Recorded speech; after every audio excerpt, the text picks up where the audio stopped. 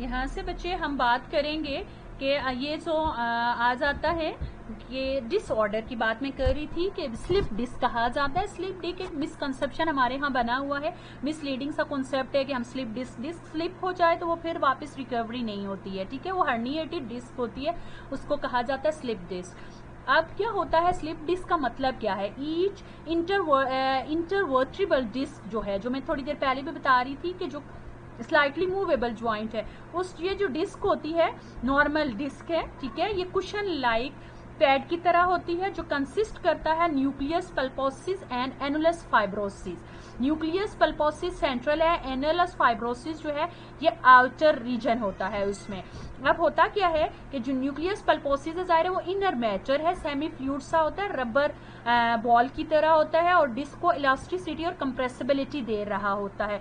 Annulus fibrosis क्या होता है? एनुअल रिंग होता है, फाइब्रोकार्टिलेजेनियस स्ट्रक्चर होता है जो सक्सेसिव वर्टिब्रा को, मीन क्या है, ये वर्टिब्रा इनको होल्ड टुगेदर कर रहा होता है। अब होता क्या है कि ये जो डिस्क होती है ये शॉक अब्जॉर्बर होती है, कि शॉक है, हम बेंड कर रहे हैं, कोई एक्सीडेंट है, कोई भी है, जंप है, कुछ भी है, तो उसमें ये शॉक को अब्जॉर्ब करने की इसके अंदर एबिलिटी होती है। बाद दफा ऐसा होता है कि सडन ट्रॉमा हो गया या एक्सीडेंट हो जाता है तो डिस्क क्या हो जाती है? हर्निएटेड हो जाती है। उसमें होता क्या है कि ये जो इसके बाहर जो है एनुलस फाइब्रोसिस जिसको कहा जाता है, ये रैप्चर होता है।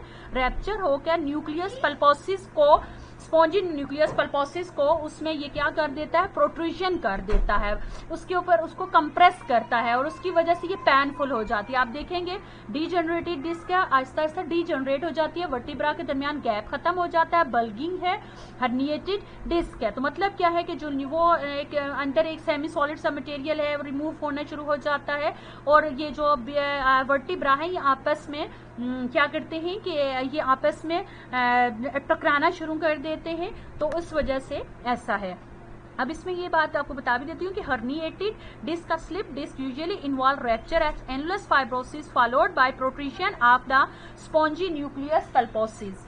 If protrusion presses on spinal cord or on spinal nerve, generate severe pain or even destruction of these nervous structures. Slip disc is the misleading as it is not the whole disc that slides out of the position.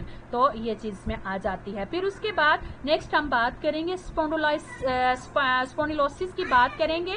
It is the immobility and fusion of vertebral joints. फिर उसके बाद cervical जो spondylosis है होता है chronic cervical degeneration with herniation of disc and ageing.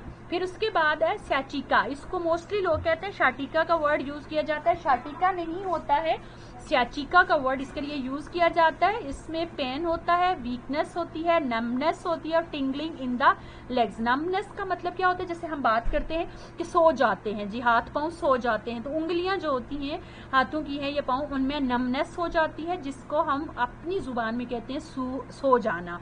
Tingling कहा जाता है, इस तरह से होता है टिंगलिंग जैसे गुदगुदी सी होती है, चूंटियां चल रही होती हैं, तो इस तरह के ये होता है सैटिका में। और होता क्या है कि सैटिक नर्व है जो हमारी कहाँ पे होती है? थाई में, उसमें प्रेशर आ जाता है या कोई इंजरी आ जाती है, मोस्टली स्लिप डिस्क की वजह से, पेल्विक इंजरी या फ्रैक्चर और ट्यूमर की वजह से भी ये प्रॉब्लम होता है। फिर उसके बाद आ जाता है अरेथ्राइटिस। अरेथ्राइटिस में आ जाता है इन्फ्लामेशन ऑफ जॉइंट्स होती है। टिपिकल जो सिम्टम्स होते हैं अरेथ्राइटिस, उनमें पेन है, वॉक के बाद है या इवन एट रेस्ट है, cracking sounds in joint, difficulty in getting up from a chair and walking up and down stair. इसमें टाइप्स हैं, ऑस्टियोअरेथ्राइटिस है, ये डिजीज होती है, ये articular cartilage Aahista Aahista soft and disintegrate होना शुरू हो जाता है, इफेक्ट करता है नी, हिप और इंटरवर्टिबल ज्वाइंट्स को। रियोमेटिक जो अरेथ्राइटिस होता है ऑटो इम्यून डिसऑर्डर, अपना ही जो इम्यूनिटी सिस्टम है वो फॉल्टी हो जाता है और जो सिनोवियल मेम्ब्रेन है उसमें इन्फ्लेमेशन होना स्टार्ट हो जाती है। गॉटी अरेथ्राइटिस है, ये मेटाबॉलिक डिसऑर्डर है, abnormal amount of uric acid जो है वो ब्लड में रिटेन करती है, सोडियम यूरेट क्रिस्टल्स बनते हैं जो जॉइंट्स में डिपॉजिट हो जाते हैं और कॉमन जॉइंट जो इफेक्ट होते हैं वो बिग टो वगैरह इसमें इफेक्ट होते हैं। यहाँ पे हम आके हमारा लेक्चर नंबर 3 बजे एंड हो जाता है। कोशिश कीजिए इसको वर्ड टू वर्ड जो डायग्राम्स मैंने डाली हुई हैं आप उनको बहुत अच्छे से देखें और जो चीज़ आपको समझ नहीं आती वो मुझसे आप किसी भी वक्त पूछ सकते हो, ज़रूरी नहीं है क्लास टाइमिंग में, क्लास के बाद भी पूछ सकते हो। अल्लाह।